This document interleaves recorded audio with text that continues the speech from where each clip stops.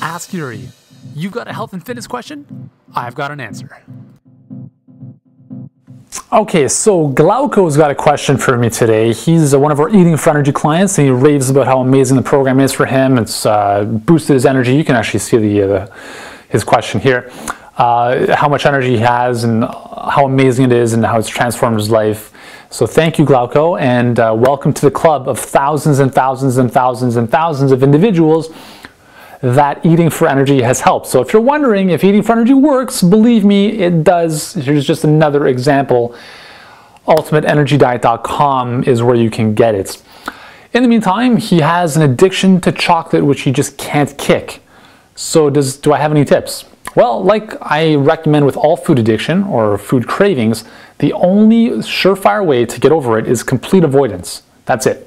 It's like if you're an alcoholic, you don't have a drink every now and then, you completely avoid it. And unfortunately, a lot of the addiction is not only physiological, but it's psychological. It's conditioning that we've developed over the years of our lives, right? So if, for instance, you, for whatever reason, if let's say you lost your memory and you got amnesia or something like that, I guarantee in a lot of cases, we would not have the same addictions we had before the amnesia. Because what's happening there is that we've lost that memory, that connection of a specific event and the condition or the association we've made with chocolate in this case, for instance. So let's say you have an association between sitting on the couch and watching your favorite show and eating chocolate. Well, you're going to want to do that every time you watch your favorite show. So either you don't watch your show or you find another way to get rid of chocolate, which is simply by avoiding it. But you need to replace it. You can't just avoid something and just keep that void open. You need to replace it with something that essentially gives you the same benefit that the chocolate did. So you need to find a healthier alternative to that. So it's, again, complete avoidance, but you need to fill that gap with something healthy that will also satiate that craving, that addiction, whatever that feeling is, that dopamine release in your mind, in your brain, to give you that same, to fill that void. The second thing you may want to consider with chocolate is that it's a very, very high source of magnesium. So it could be that your body is simply craving more magnesium.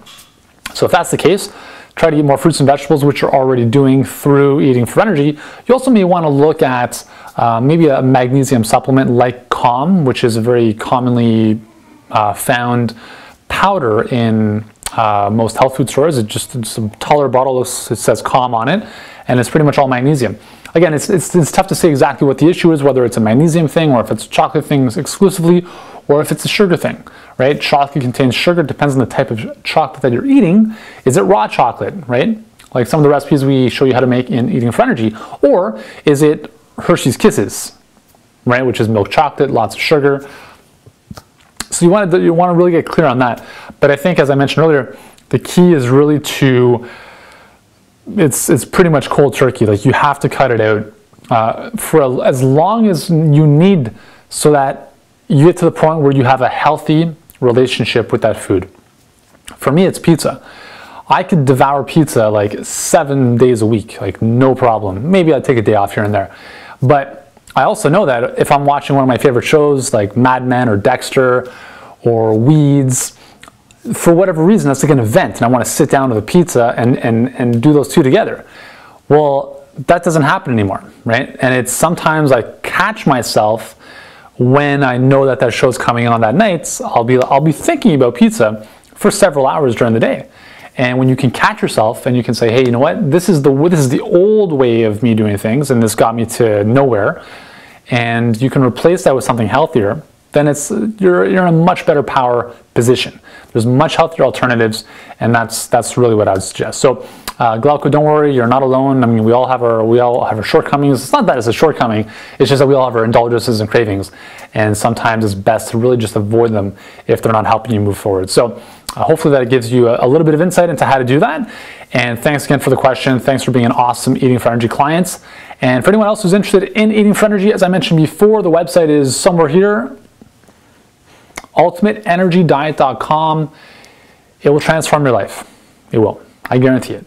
In a couple days. Okay, we've got tens of thousands of people as proof, and I guarantee if you take it for a test run in a couple days, you will feel like a completely new and improved person. So give it a shot, try it out, and I'll see you in the next video.